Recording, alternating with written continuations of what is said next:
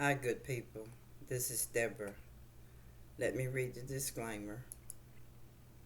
Welcome to my platform where I share educational, reflective, and thought provoking content. My words are chosen carefully, not to offend, but to express truth through my lens and live experiences. Now, I speak in remembrance of Oscarville, which is Lake Lanier, and Georgia as a whole, a thriving original people community that once stood with pride in Forsyth County, Georgia, until it was violently uprooted in 1912. Entire families were forced from their homes to live erased by hate, fear, and false accusation.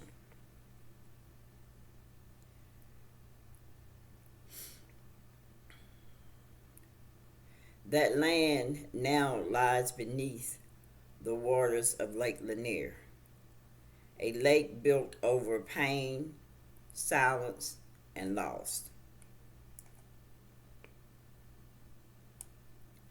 I remember watching footage of the 1987 peaceful march led by Hosea Williams, where brave people demanded justice decades later. I wept when I saw that meet with violence when rocks were thrown at people who were only marching with calmness because it was shown on live TV. Moreover, I asked myself, why are the brown skinned people called savages when true savagery was committed against them? And who taught these Albions to take over spirit? It was once said that the Moors helped the Albions in history. And is this what was taught to them? To take what does not belong to them? No. Hosea Williams and those marchers did not assault anyone. They did not destroy a life. They fought to restore dignity to thousands who had theirs stolen. The injustice that befell Oscarville was not the result of one act, but a system built on fear, ignorance, and control. That same energy still lingers today. But I know it is in time will end because fear no longer controls us. Take what resonates with you and what does not resonate with you, put it on the shelf or throw it away. Now, I want to thank you for being part of my community, a space where truth, healing, and history lies. A truth-telling article on identity theft, erasure, and the real path to justice. This video is not only about Oscarville, it is about the entire state of Georgia. And you may have not put it together. This was being affected. Those roads was being affected all over the world. Well, in America. It is not just Georgia that happened nationwide. I'm reading from my notes, so that's what I'm doing. I can't remember. I just want to make sure I get my point across. It's not just Georgia. This happened nationwide. However, Georgia was a central part of colonial expansion, carrying out some of the harshest removals, one of the biggest cover-ups in America. They stole the land, reclassified the people, and then rewarded the imposters as they do today. They did not just remove the original people, they replaced them with state approved replica people they can control, document, and use. They needed those who would sign treaties. They needed tribes they could negotiate with or sell off. They wanted leaders who spoke their language, literally and politically, as it is today. Republican and Democratic are essentially two wings of the same bird, designed to give illusion of choice while ultimately maintaining the same power structure. I guess you people just hadn't paid attention to that. Now, Georgia was named in honor of King George II of Great Britain. I don't know why they call it great, but unless they're saying it was big, but it wasn't great as good. Anyway, when it was established, colonized, it's amazing how they use the word established, which means they colonized, they controlled over, they annexed, they took the territory, they conquered, they seized, they invaded, they subjugated.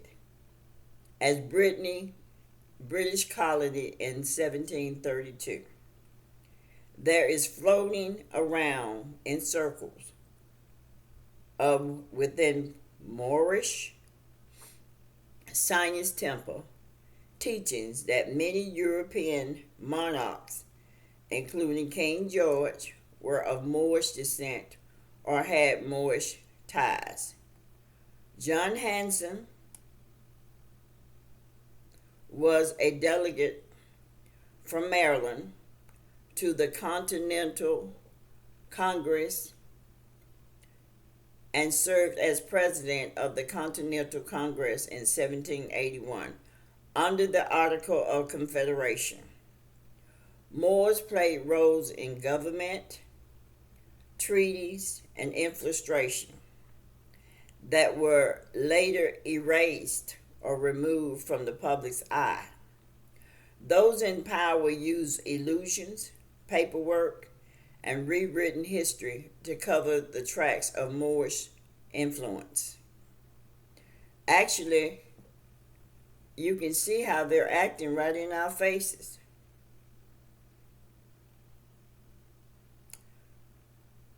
Okay. The Moors are not conquered. They were not conquered. They were never defeated. Instead, it had to make treaties and work around their sovereignty. Their placement in politics, education, religion, and media. Let me be clear. Not everyone knows they are a part of suppression system. Some think they are preserving culture. However, others know what's up and are silencing the key truth in exchange for seats at the table. The Smithsonian Institution. Sorry, my mouse is not moving the way I want it to move. The Smithsonian Institution, a federal government-funded complex, is one of the world's largest collectors of historical artifacts. Number of employees in the institution, like the Smithsonian Museum, cultural centers, and even National Archives, guess what? They're black. They are black. They work where they're hiding the artifacts and everything that shows that the brown skinned people was here in America first. From the Grand Canyon to, even taking stuff from Tennessee, taking it over in Africa. I tell you what, the work that you. But here's the kicker. They're often used as cultural frontliners, not to reveal the truth, but to give the illusion that we're in control of our history. That's these people that work for Smithsonian and other places. And so you're not going to question because they have the same skin tone that you have. Now, having black curators, educators, and tour guides make the public believe if black folks work here, they must be telling the truth. That's what a lot of you say. But behind the scene, the boards, funders, and policymakers are usually Albions, the elites, connected to the Masonic academic preservation structure. These black professions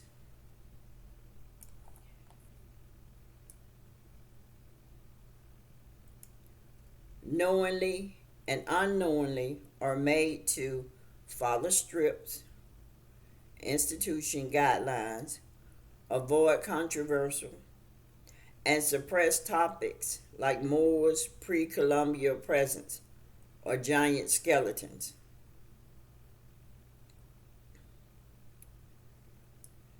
Institutional programming.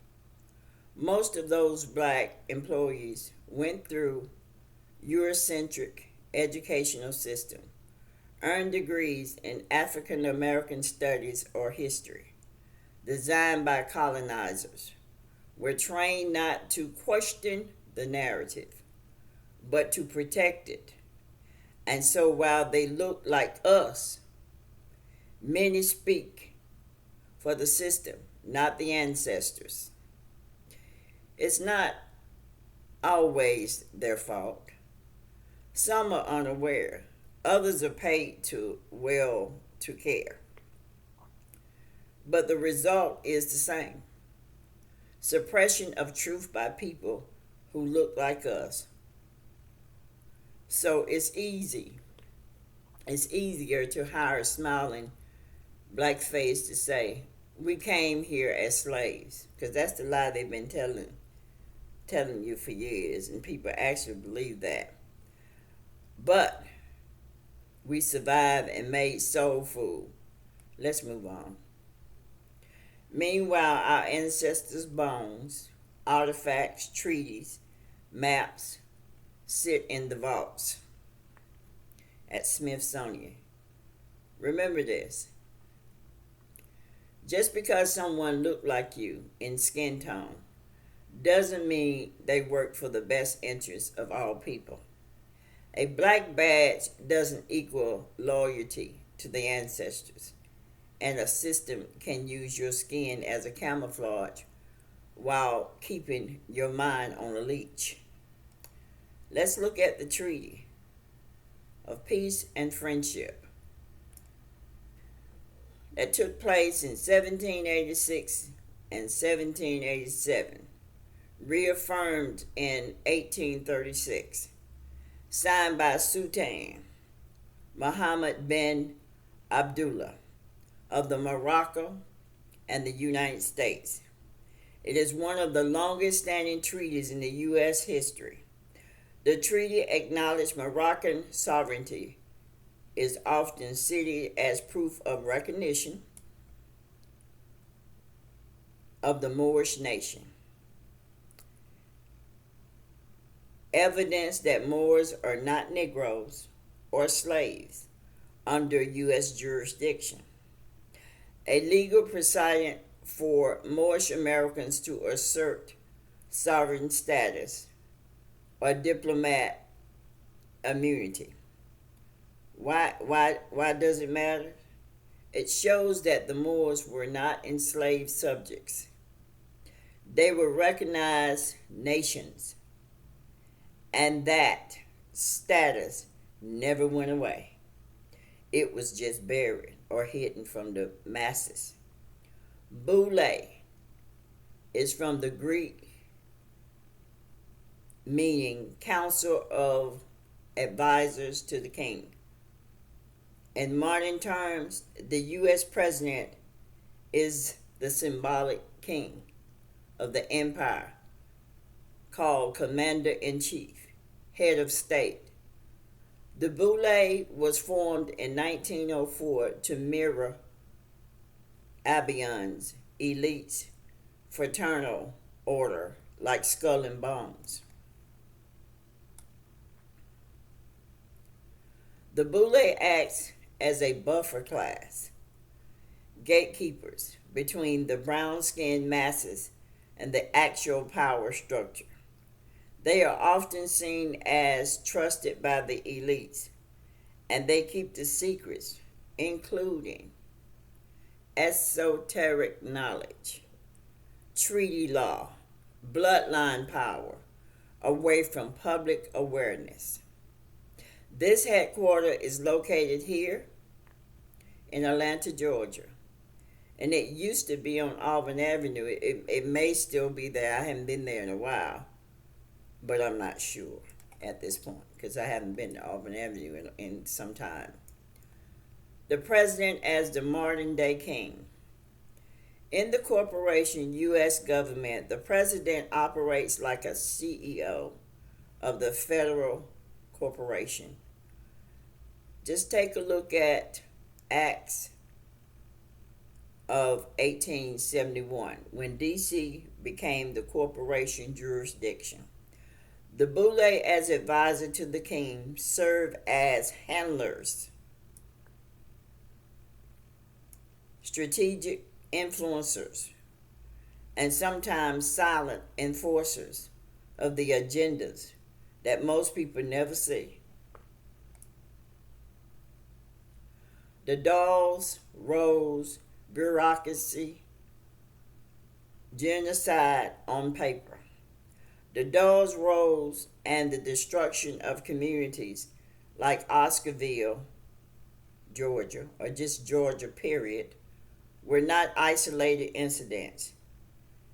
They were part of a broader, coordinated system of racial erasure, land theft, state-sanctioned violence, all happening around the same time at the turn of the 20th century, while the Dawes Commission was busy categorizing people by race and stripping black, I'm going to use the word black natives, which are the originals, of tribal status through paperwork.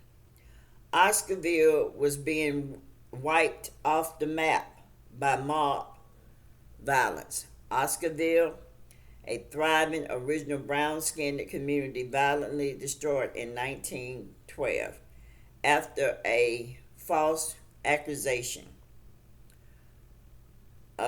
And the reason why I say followed by a racist purge, the reason why I say it was false because I read an article on May Crow, which was the young female that was supposed to have been raped.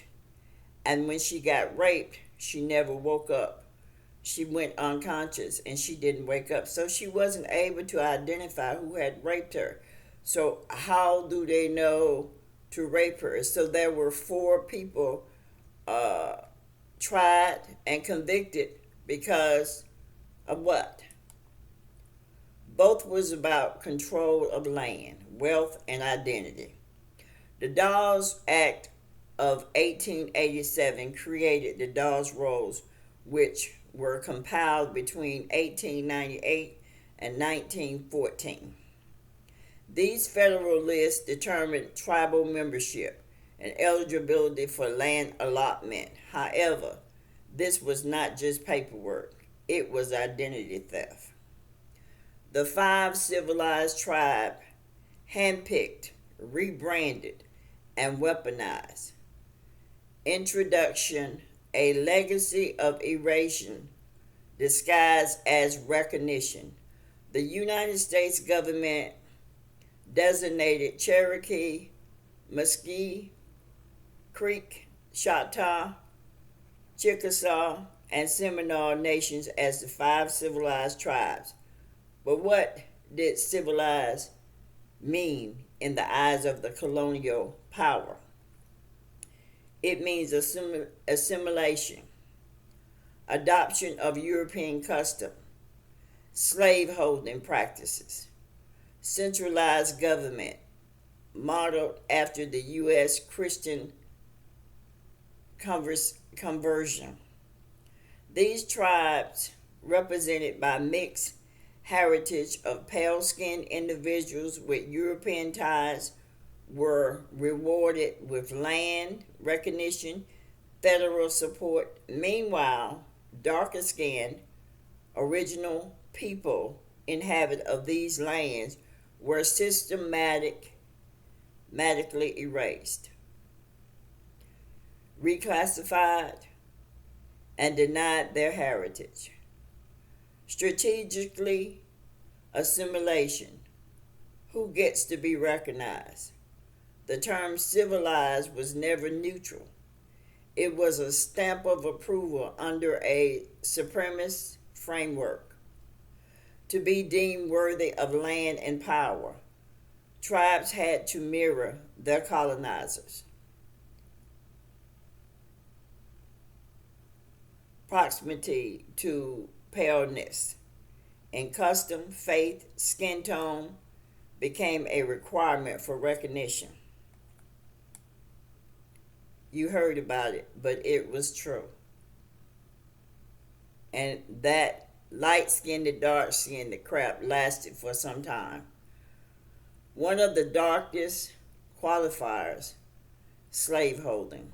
Enslaving the original people became a gross badge of civilization. This is the painful irony. The U.S. gave land and benefits to those it could assimilate and control, while rejecting and erasing the uncivilized, the truly original people of the land.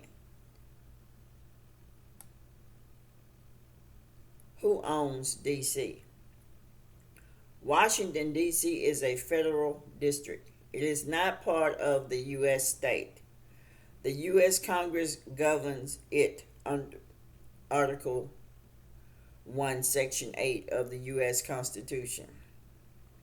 The District of Columbia Organic Acts 1801-1871 gave the federal government fully authority over the capital. Original people of Georgia: Marietta, Georgia; Alpharetta, Georgia; Oscarville. Builders, healers, land steward, community pillar, still remembered. And there was many more. I just put down some. Foundational families: the Gaines family, Marietta, Oscarville. Community builders and steward educated the Turner family, Marietta. Faith leader, founders of Turner Chapter AME 1865, the Harper family, Marietta, Alpharetta. Early settlers, spiritual and civic community contributors. The Johnson family, Marietta, Oscarville. The Rucker family, Marietta, Alpharetta. Reverend Ephraim B. Rucker, first pastor of Zion Baptist Church, 1866. Spiritual and cultural institution, Zion Baptist Church in Marietta, founded in 1866 by 889 original people, led by Rucker. A center for liberation, education, and resilience. Spiritual and cultural institution, I gave you that. Medical professions, Dr. Johnson, Marietta, Hopper, Marietta. Uh, let's see, Weddington, Marietta, and Canty, Marietta. Business and owner entrepreneurs: Frank Rogers, Andrew Rogers, Oscar Freeman, Charlie Frazier, George Miller, original people of Georgia. They were in Marietta, they were in Alpharetta, they were in Oscarville. The brown skinned people were all over Georgia. The Albions are not the original people of Georgia or any other place here in America. They came from Europe, Spain, those places. Uh, you know, Foundation family, Gaines, Turner, Hopper, Johnson.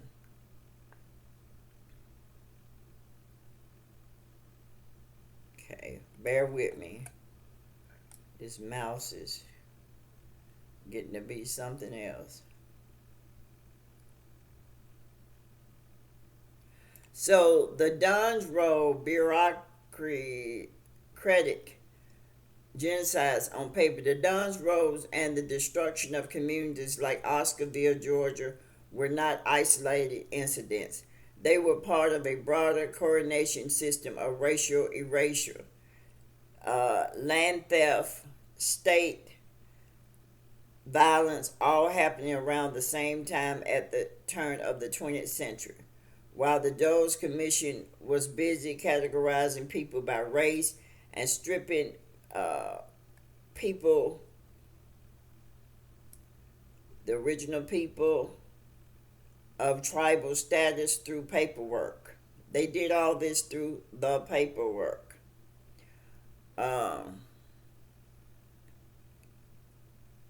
Let's see here.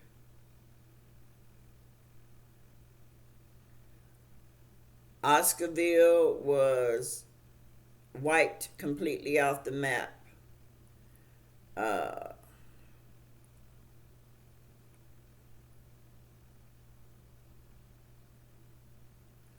These federal lists determine tribal membership and eligibility for land allotment. However, this was not just paperwork, it was identity theft.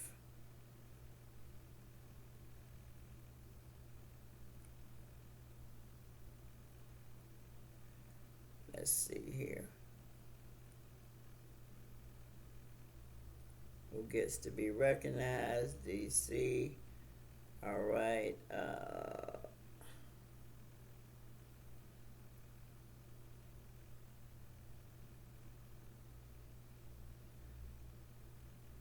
Okay. Don's Rose, 1898, 1942. Mechanism of erasure, paper, genocides, reclassification, exclusion of black indigenous people from tribal roads and land rights. Oscarville destruction, 1912. Racial violence, mass expulsion of black residents, seizure of property, erosion of towns existing. Red Summer, 1919. Coordinated while Albion mob violence across U.S. cities, targeting communities, brown-skinned communities, life and property. They did this all over America, people. Indian Citizenship Act, 1924. Federal legislature granting U.S. citizens to indigenous people, often used to override tribal sovereignty and further assimilate native identity under state control. Reclassification: you are not native anymore. Federal and tribal census records became tools of systematic racism. Black natives were labeled as Negro or colored. Their indigenous identity was stripped, erased in legal records, and replaced with imposed racial categories. Their descendants were forced to assimilate into African American identities and denied rights to land, heritage, and recognition. Land allotment, theft by legal design. While by blood members of the five civilized tribes received land allotment, the black original people were excluded, this, despite being part of the same community. The ancestral land was divided, sold off, and taken. Black natives received no land, no recognition, and no reparation.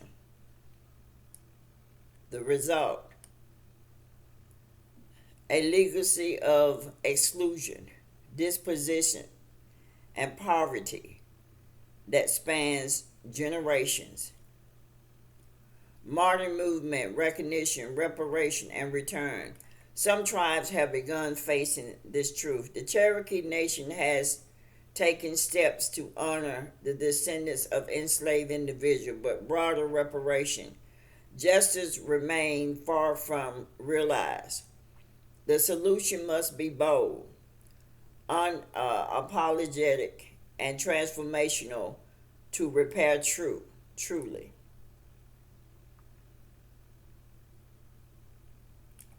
A vision for justice. 5 demands for true repair. Land back without conditions.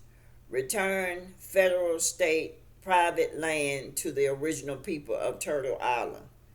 End the burden of proof on the dispossession. The records already exist. Oral tradition and community identity are valid.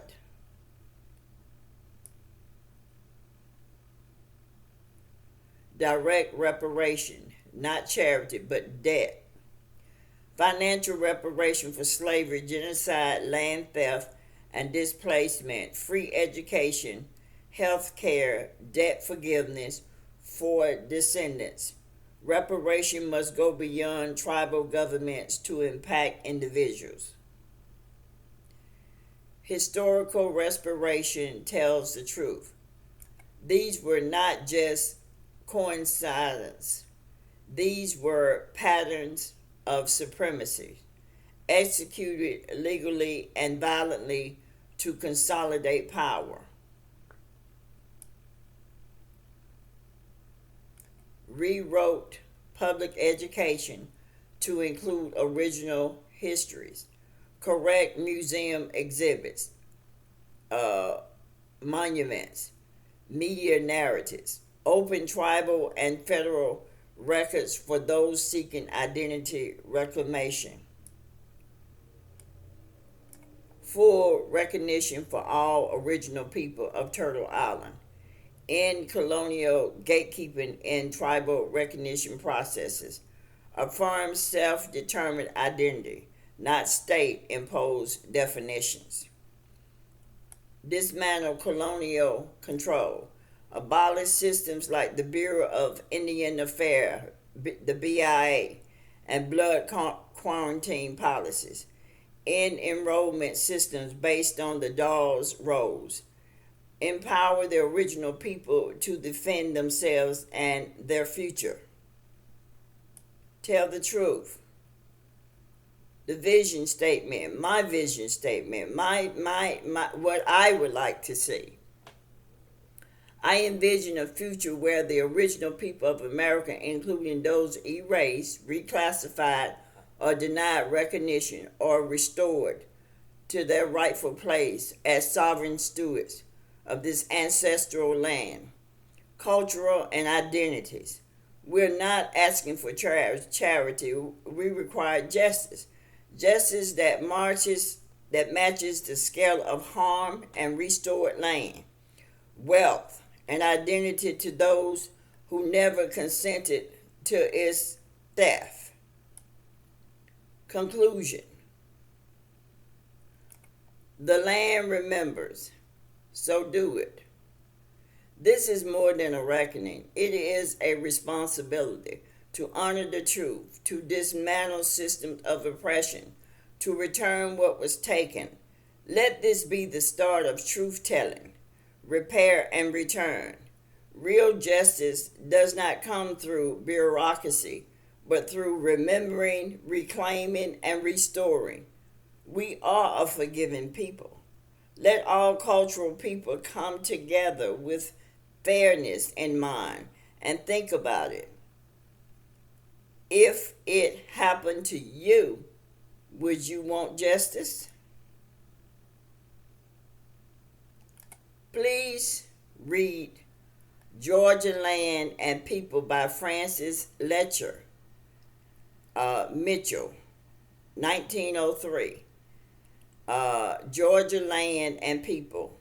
Digital. It's in the Digital Library of Georgia. Oscarville's story is not just a history lesson, but a mirror held up to the present. What is going on?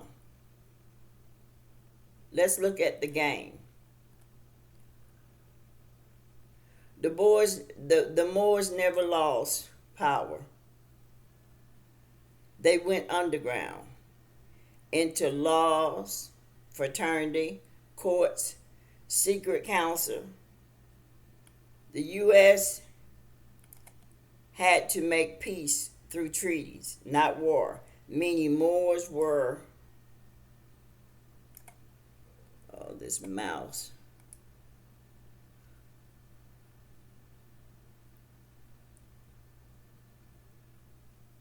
Moors were contracted parties, not conquered people. The Boule and Panhellenic organization functions as Moors' representative, disguised, protecting their ancient bloodline, and knowledge while guiding the public narrative. All of this hides behind false identities. Blacks, Negroes, colored, legal friction, not connected to nationality or sovereignty.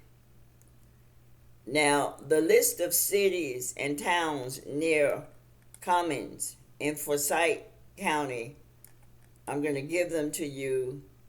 Well, actually, all of that, when you go into these counties today, you're going to see Albions, more Albions than the original people. But all of that was the original brown-skinned people.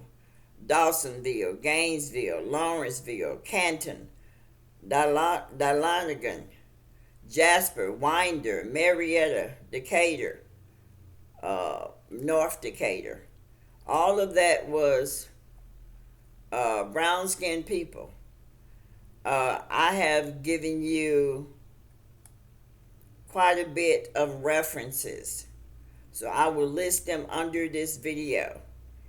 I wanted to bring it not just to the attention of the brown-skinned people.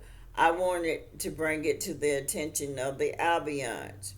Know that your history was not the truth. Your history was a lie. And I'm going to bring some more stuff pertaining to what I have been shown. I'm going to bring some more things as well as far as history. Because history, the truth needs to go out there in the school system. Segregation needs to stop. Segregation is there and is set there, and they continue to perpetuate racism because they don't want the people to come together so they can share knowledge about each other or the lives that they live. And they may find out that they were doing the Albions the same way that they were doing the brown-skinned people. Why? Because the Moors and the skull and bone are on the same team, and they are under treaties here in America. And if you pay attention, you can see West African people can come into America and all of a sudden they have businesses. You think that they're not footing that money to them? Pay attention, people. West Africans can come into America. I've watched them. They can come into America and they have their own business. They're not coming into this place with money. The government is giving them that money to open up their businesses. Well, are the people that are originally here able to open up business? They're denied money to open up businesses. And that money that they do have, it goes to those that are in fraternity and sororities, and those that has been nominated as nonprofit. Because if you're not a part of the fraternity and sorority infrastructure, then you don't get any of that money. Trust me, I know somebody that's not. And that person, every time that person tries to get money, they're denied it. And I'm telling you stuff that I've seen with my own eyes. And it's just not right. And just keep in mind, the reason why I'm speaking on this is because it's time. It's time that the ugly conversation, the uncomfortable conversation that we didn't want to have, it's time to have them now.